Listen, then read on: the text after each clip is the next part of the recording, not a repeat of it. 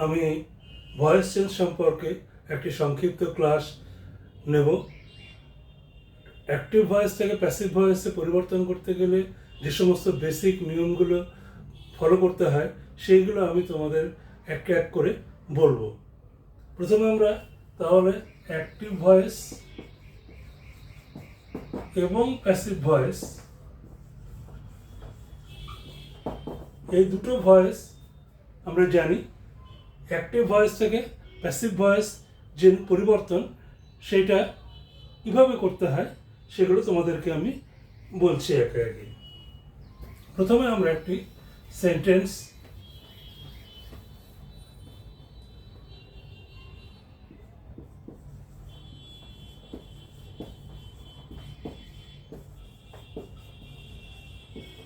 The cow eats the grass. এই সেন্টেন্সে কি কি আছে? এটা সাবজেক্ট, এটা ভার্ব, ঠিক অবজেক্ট।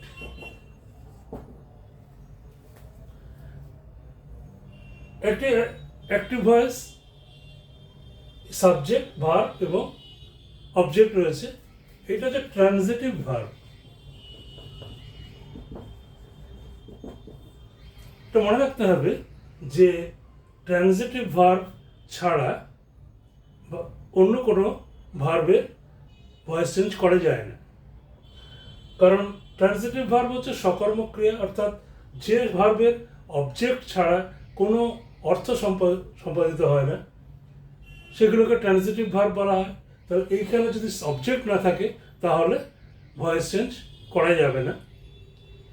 তো আমরা কিভাবে ভয়েস চেঞ্জ করতে পারি সেটা তোমাদেরকে আমি বলছি। আমি সেন্টেন্সটি আর একবার লিখছি। দ্য কাউ ইটস গ্রাস। আমি প্রথমে বলেছিলাম এটা সাবজেক্ট, এটা ভার্ব, এটা অবজেক্ট। প্রথম যে কাজটি করতে হবে সেটা হচ্ছে এই অবজেক্ট এটাকে সাবজেক্টের ঘর নিয়ে আসতে হবে। অর্থাৎ আমরা এভাবে যদি লিখি যে অবজেক্ট কে সাবজেক্টে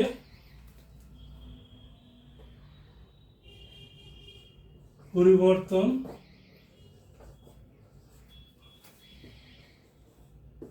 করে সাবজেক্ট হিসাবে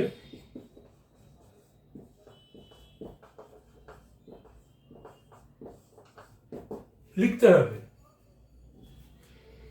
প্রথম কাজটা কি করলাম না, অবজেক্ট যেটা আছে অবজেক্টকে সাবজেক্টে পরিবর্তন করে সাবজেক্ট হিসাবে এখানে লিখতে হবে। অর্থাৎ এই যে এখানে গ্রাস এটা অবজেক্ট, এখানে সাবজেক্ট প্রথমে বসেছে, সেই জন্য আমরা এখানে প্রথম লিখলাম গ্রাস, এটা সাবজেক্ট হয়ে গেল, সাবজেক্ট করতে হবে। এরপরে দ্বিতীয় যে কাজ, আমি 1 নম্বর কাজটি মুছে দিচ্ছি, দিয়ে দ্বিতীয় যে কাজ সেইটি আমরা করব। সেকেন্ড টাস্ক, এখানে বি ভার্ব বসাতে হবে। ভার্বের টেন্স অনুযায়ী বি ভার্ব বসাতে হবে। এখানে এই জায়গাটি মনে রাখতে হবে খুব ভালো করে, যে ভার্বের টেন্স অনুযায়ী বি ভার্ব বসাতে হবে। এইখানে এই যে ভার্ব, এর টেন্সটি বুঝতে হবে, এই ভার্বটি কোন টেন্সে আছে। এখানে আমরা দেখছি এই টেন্সটি প্রেজেন্ট ইনডিফিনাইট বা সিম্পল প্রেজেন্ট টেন্সে আছে। সিম্পল প্রেজেন্ট টেন্সে থাকলে be verb am is, are am is, আর যদি পাস্ট টেন্সে থাকে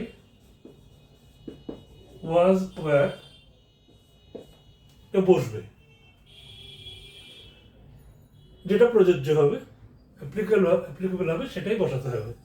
এখানে ইটস প্রেজেন্ট ইনডিফিনাইট টেন্স অর্থাৎ সিম্পল প্রেজেন্টে আছে, সেই জন্য আমরা এখানে ইজ বসাবো। যেহেতু গ্রাস এখানে আমার সাবজেক্ট, এই সাবজেক্ট অনুযায়ী সাবজেক্টের পার্সন এবং নাম্বার অনুযায়ী এখানে বিভার্বটি বসবে। এখানে যেহেতু গ্রাস থার্ড পার্সন সিঙ্গুলার নাম্বার, সেই জন্য এখানে ইজ বসানো হলো, গ্রাস ইজ। এটা আমরা দ্বিতীয় কাজটি সম্পূর্ণ করলাম। এরপরে হচ্ছে তৃতীয় কাজ।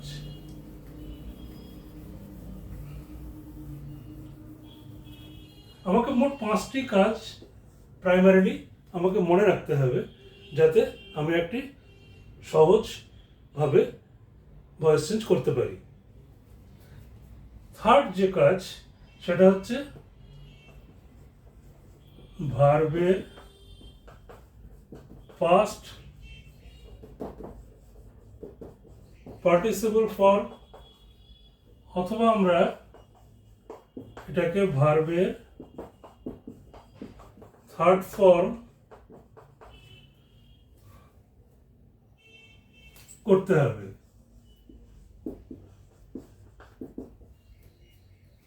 পাস্ট পার্টিসিপল ফর্ম ইট ভার্বের পাস্ট পার্টিসিপল ফর্ম হচ্ছে ইটেন।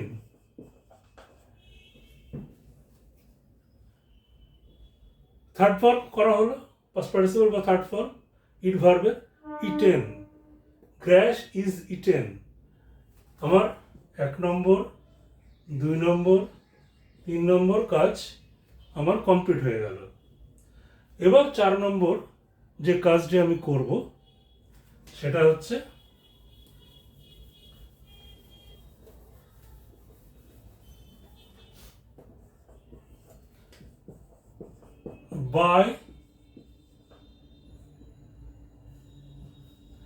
বাই প্রিপোজিশন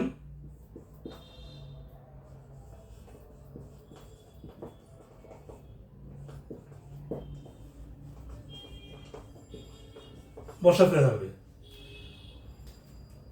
বেশিরভাগ ক্ষেত্রেই বাই প্রিপোজিশন বসানো হয়, অন্যান্য প্রিপোজিশন সেন্টেন্স অনুযায়ী বা ভার্ব অনুযায়ী এখানে বসানো হয়। তো আমরা এখানে সিম্পলি বাই বসাবো। আমার 4 নম্বর যে কাজ সেটা কমপ্লিট হলো। এইবার 5 নম্বর কাজ,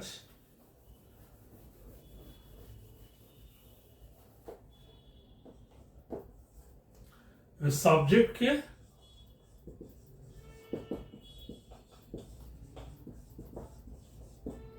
অবজেক্ট করতে হবে। সাবজেক্টকে অবজেক্ট করতে হবে। অর্থাৎ সাবজেক্ট কি আছে?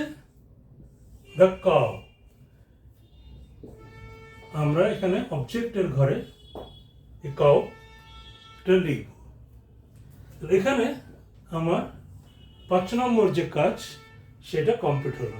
যে 1 2 3 4 5 এই 5টা বেসিক যে কাজ, এই 5টা বেসিক কাজ যদি আমরা মনে রাখতে পারি পরপর, তাহলে একটা সাধারণভাবে ভয়েস চেঞ্জ আমরা করতে পারবো নির্ভুলভাবে। আমি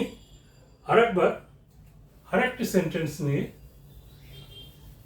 আমি এই নিয়মটি আরেকবার আমি বলে দিচ্ছি।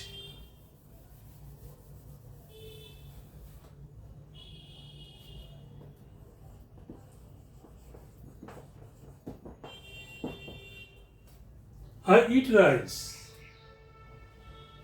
এটা একটা সেন্টেন্স, এটা সাবজেক্ট, এটা ভার্ব, এটা অবজেক্ট। প্রথম কি নিয়ম বলেছিলাম যে অবজেক্টকে সাবজেক্ট করতে হবে। অর্থাৎ এখানে অবজেক্ট আছে রাইস, এটা আমি সাবজেক্ট করলাম রাইস। সাবজেক্ট প্রথমে বসে, ভার্বের আগে বসে, সেই জন্য আমি প্রথমে বসালাম, ভার্বের আগে বসালাম। দ্বিতীয় কাজ, টেন্স অনুযায়ী বি ভার্ব বসাতে হবে। আমাকে বুঝতে হবে যে এই ভার্বটা কোন টেন্সে রয়েছে। এটাও প্রেজেন্ট ইনডিফিনাইট বা সিম্পল প্রেজেন্ট টেন্সে রয়েছে, সেই জন্য এখানেও আমরা ইজ বসাবো। রাইসের পরে ইজ হচ্ছে অ্যাপ্রোপ্রিয়েট, সেই জন্য ইজ আমরা বসালাম, যেহেতু এটা present tense, simple present tense, সেই জন্য আমরা রাইস ইজ বসালাম। এরপর আবার ইট ভার্ব নিয়েছি। এর তৃতীয় কাজ হচ্ছে ভার্বের থার্ড ফর্ম, অর্থাৎ এটাও ইটেন হবে। Rice is eaten, third class complete হলো। এবার ফোর্থ, বাই বসাতে হবে, বাই প্রিপোজিশন বসাতে হবে। তারপরে ফিফথ কাজ, সাবজেক্টকে অবজেক্ট করতে হবে। এখানে সাবজেক্ট কি আছে? আই। তাহলে আইটা যখন আমি অবজেক্ট করব তখন সেটা কি হবে? মি হবে। Rice is written by me, এইটা ছিল অ্যাক্টিভ ভয়েস। এবার আমরা এটাকে প্যাসিভ ভয়েসে পরিবর্তন করলাম। 1 2 3 4 5, এই 5টি কাজ। এটা সিম্পল সেন্টেন্সের অ্যাসার্টিভ সেন্টেন্স, তার ভয়েস চেঞ্জ করতে গেলে আমাকে এই 5টি কাজ মনে রাখতে হবে। আমি আরেকটি sentence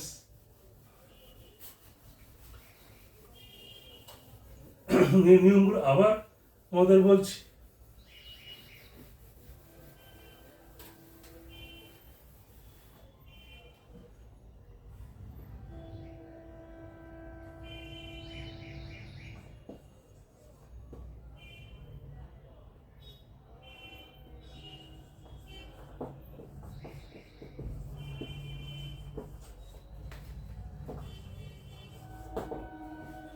The cat killed a rat. The cat killed a rat. এটা আরেকটি সেন্টেন্স। এটা সাবজেক্ট, এটা ভার্ব, এটা হচ্ছে অবজেক্ট। সিম্পলি আমরা প্রথমে কি বলেছি? অবজেক্টকে সাবজেক্ট করতে হবে। তাহলে এ র্যাট হচ্ছে অবজেক্ট, এটাকে সাবজেক্ট করলাম।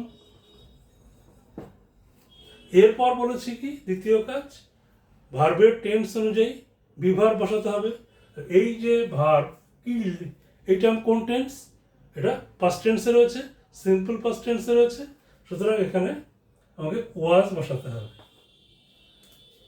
পাস্ট টেন্সে ওয়াজ বা ওয়ার বসে, এখানে যেহেতু এ র্যাট এটা সিঙ্গুলার নাম্বার, সেই জন্য এখানে ওয়াজ বসানো হলো, ওয়াজ। তৃতীয় কাজ কি? এটা এখানে প্রথম কাজ শেষ হলো, দ্বিতীয় কাজ শেষ হলো, তৃতীয় কাজ ভার্বের থার্ড ফর্ম করতে হবে। তো এখানে কিলের থার্ড ফর্ম কিল্ড, কিল্ড হচ্ছে থার্ড ফর্ম, সুতরাং এখানে আমরা কিল বসালাম। ফোর্থ কাজ, বাই প্রিপোজিশন বসাতে হবে।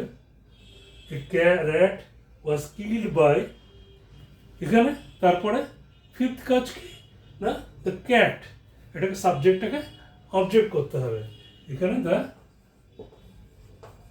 Cat, rat was killed by the cat, এটা একটা এখানে ফোর্থ কাজ, এটা ফিফথ কাজ। এই 5টা কাজ। তাহলে তোমাদেরকে আমি খুব সিম্পলি বোঝাতে পারলাম যে আমাদের যদি 5টা এই বেসিক রুল আমরা ফলো করতে পারি, তাহলে একটি সহজভাবে সাধারণ সেন্টেন্সের ভয়েস চেঞ্জ অ্যাক্টিভ ভয়েস থেকে প্যাসিভ ভয়েসে পরিবর্তন করতে পারবো। এরপরে আরও অনেক ভয়েস চেঞ্জের নিয়ম আছে, সেইগুলো আমি পরবর্তী তোমাদের বলবো। তোমরা আমার যে ক্লাসগুলো সেগুলো ফলো করো, এবং তোমাদের যদি ভালো লাগে তাহলে এই আমার যে চ্যানেল, এই চ্যানেলকে তোমরা সাবস্ক্রাইব করো এবং শেয়ার করো, যাতে আমি আরও তোমাদেরকে